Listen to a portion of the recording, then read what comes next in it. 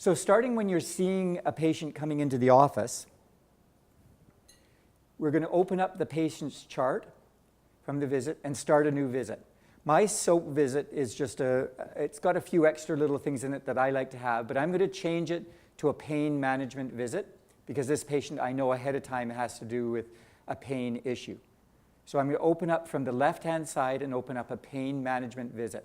It has a subjective box, and it has some questionnaires that can be handed out by the MOA prior to the patient coming in to see, like the brief pain inventory. Also, for the second visit or more, you can have an abbreviated brief pain inventory, which is just page 2 that you can hand out, or that the MOA can hand out while the patient is in the waiting room. There's also the sleep questionnaire and the patient catastrophizing questionnaire, and then you can enter your subjective note. Right below that are the red and yellow flags, and you can, if you feel that there might be some red flags, you can open it up. You can hover over the little question marks, and it gives you a bit of an explanation about what that red flag is all about, if you wish to check that box or not. If you see nothing, you can just say no. Same thing for the yellow flags. Hover over the question mark, it'll show you an explanation about what that's about. You can open up the actual drop-down by clicking on the arrow and then enter in any of those boxes if there's something there that's going on. You can also hover over the little icon there to show you the past history for that yellow flag. Brief pain inventory, what I usually do is that when the brief pain inventory sheet comes back to me from the patient, I then enter it into the EMR while I'm seeing the patient much quicker, and I can report and or talk about those values and those issues with the patient. I can also enter the other page 2 items from seeing the patient and talk about them with the patient while I'm seeing them. So I can click on those items in there, and what I've done is made the brief pain inventory into an average score that's calculated, and there's the average score. That's tracked in your EMR so that you can follow it along and see whether or not there's any improvement. There's also a PHQ-9 that you can access, drop-down menu, all the questions of PHQ-9, auto scoring, and you can save it, and it's saved in the EMR and attached to the visit. There's also a body diagram that you can open up and print out if you want to do it while you're seeing the patient, if you want them to draw out the pain, but it's also on the brief pain inventory. And then questions about the sleep, and you can score them. The DN4 neuropathic pain questionnaire is accessible, and just like any others, you can score it, ask the questions. I don't use this that much, but it's available, and score it and be able to see what the relevance of the score is and then save it. You can then move on to looking at the pain catastrophizing scale questionnaire and go through all the questions that are in there. And then as before, you can also score that, save it, and be able to look at old values if you want to. In this case, this person had scored 37 before. And you can graph them out if you choose to want to graph them out and save it. There's an opioid maintenance record that's available. If you click on that, that opened up the type of pain, whether or not there's an opioid agreement letter. You can hover over the icon to check and see. Talking about the drug screen, the switch tool, ask and get answers about and record about any side effects and be able to access any resources and save it. There's also the opioid initiation that you can access and be able to, again, record those types of things. And you can see in here that you can actually look back. If you've done certain things before, it will show that those things have been done by a check mark, so you don't have to repeat them. And again, an opioid risk tool, another questionnaire, you can access it and be able to score it. And look down at the bottom, tells you what the numbers are so that you can understand what the relevance is. And there's a downloadable PDF that you can actually print out and do with the patient while you're seeing the patient. Again, information about initiation, side effects are present in there as well to go over, and resources that you can access.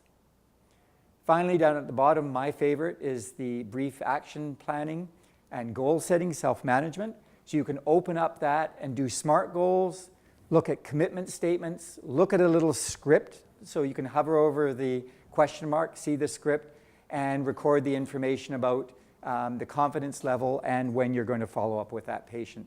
Single most effective, useful tool I've ever used in 32 years of practice is brief action planning and self-management. Also, just from the buttons down at the bottom that I'll show you again and that quite quickly is that you can access things like the opioid agreement letter. And you can see that there's a couple little buttons here. And when you actually close this and go to the visit and scroll down, there's a couple of buttons that are accessed. So you have quick access to a few other tools that you can get at. And be able to open up those tools quite quickly without having to go deep into the menu. There's the buttons. There's even a patient termination letter that if you want that will auto-populate with information for you. So all that stuff is there and available for you. And if you notice, there's a couple of different ways to get at that information. Sometimes you can go through the template itself. Sometimes you can go through some quick access buttons and be able to get at the information that you might need. Also, if you look up top in here, if you're using the chronic pain code, which I encourage you to do, and keep that in your problem list, that's the way that we're able to access and look at your registry of all your chronic pain patients. And there's a little template in your problem list that has a little summary of what's going on with the patient, type of pain, whether or not there's a narcotic agreement letter, what kind or classification of medications they're on, and other information that's available for you as well in the problem list.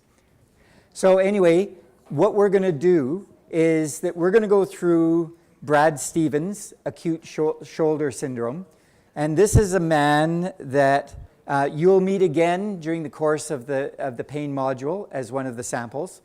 And this is a 38-year-old guy who came in to your office like many people normally do, having hurt his shoulder a couple days ago, and he wants something for his pain. And you can see the information about him. He's hurt his right shoulder, and it's really, really hurting him. This is a pretty common guy. And we've seen this many times. So question to you guys is, right now, Daniel, when you're seeing this guy, what visit note are you opening up? For this patient, just a Dragon soap. Regular old soap. And how about you, Shirley? I think so. Regular old soap. Any difference from that? A guy that comes in, would you open up a regular soap for yours back there? Yeah. So this is just a regular visit. You're recording the information. This isn't a pain management visit, even though this guy is in pain, because he's one of those usual patients we see in the office having hurt something going on. And we're dealing with that injury, and we're giving him some information and advice and doing the examination and seeing how things are going in there with him. So he's tender over his front of his shoulder and in the biceps tendon and the long and short head of the biceps, and he has pain with all range of motion. Nothing special or fantastic or different about that. So 2 weeks later, it's a Thursday, and he comes in again. And you can see that he's been following exactly what you've told him, but he's having more pain than ever before, and he's not able to sleep, and he's really busy, and a friend gave him a couple Percocet, and that helped him, and he's asking for stronger pain medicine. Now, is this 2 weeks later something that you would do differently? It depends really how much your antennae are wiggling here as to what you want to do and whether or not you want to do something different. And the nice thing with this pain management is that you can be typing away in your regular soap note and sort of say, like Daniel's saying, geez, I think I want access to something. So instead of replacing that whole visit with the pain management like we were talking about before with the left drop-down menu, you can type pain into the right menu, and it'll add in all the pain tools to the soap note that you're doing. So that's the difference between the two template boxes. That left-hand template box at the top replaces everything that you had as your soap. The right-hand template box adds to whatever you've done. So when you're adding something like a second blood pressure, that's what you're doing from that right-hand template box. So in this case, Daniel's antennae are wiggling like crazy, and he's decided that he wants a couple other tools because he wants at something. The easiest way for you to get the tools is instead of trying to remember, oh, where is that stored and what do I need to go under attachment form, whatever, he just types in pain, it pops up all the stuff, and he clicks on the tool that he wants and away he goes. So this is many visits later. We're now into a situation where we're dealing with some chronic pain, and the pain and stiffness have persisted. He now wants to stop work, and there's some interesting things that he has to say about work in here. Sometimes I'll look at my visits for the day before and see what they're about. The single most important thing that you can do and ask your staff to do, in my view, is I want to know what I'm walking into the room for. So many offices, I walk into their office and talk to people, and the doctors say, I don't have any idea. And I'm spending a couple minutes there trying to look intelligent and asking questions to try to figure out what it is that they're there for. When I can walk into the room and know that someone's in for a sore foot, and I can say, okay, let's take a look at that foot. You know, the patient has that confidence in me that I've looked at things ahead of time. I know what I'm doing when I'm walking there, and I'm prepared. So what we know now is that the pain is more than just on the shoulder in there. And now, a couple of things that we're looking at in there. He's come in a lot later in February, and he's now saying that he's having a lot of burning pain in the shoulder. You may, at this point, want to use the pain catastrophizing questionnaire. He's having some troubles with sleep. You've got the sleep part of the template that you can use in there. And then we talked about the neuropathic pain and using the DN4. Now, we sort of had the antenna wiggling about Brad when he was talking about borrowing the opioids. And you do find that years ago that he became addicted to painkillers, mainly Percocet, and that he got them from doctors and he bought them on the street.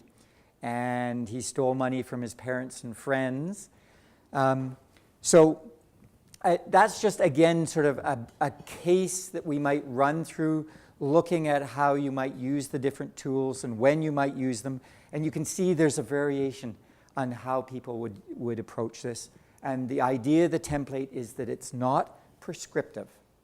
It's just making tools available. So this is the reporting feature called the Objective Data Dashboard. And you can see in this case, Pedo produced this dashboard, or asked the vendor to produce this dashboard looking at specifically your EMR use.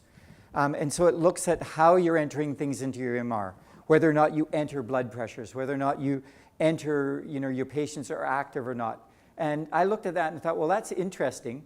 And then I built, a prevalence one. So I want to know how many of my patients are heart failure patients, how many patients more than 13 years old smoke, how many patients have chronic pain, a BMI greater than 30, and show the graph of those kinds of things. I thought that was a bit more interesting.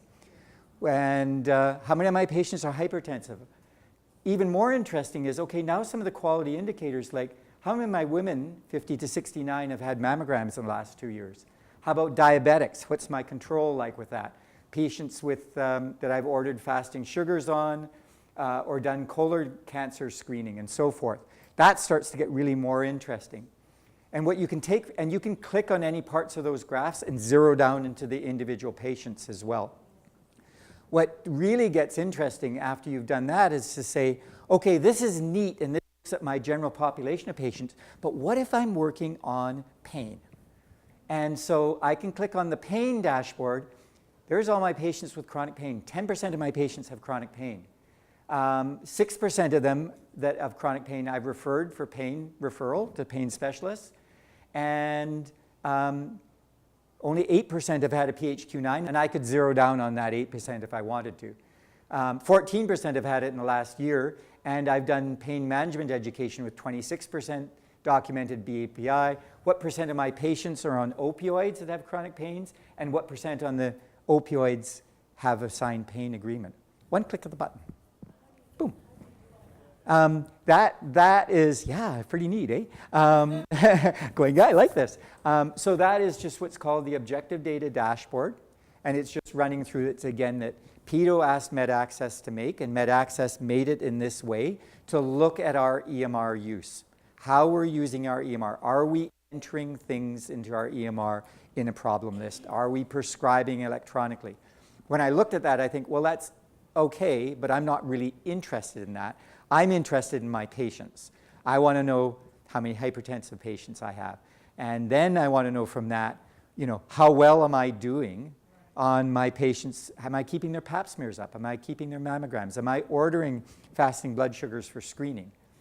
And then it started getting interesting from there. So the reason that I can capture this stuff is because I've entered it properly. So that all my chronic pain patients in their profile have 338.4 with chronic pain.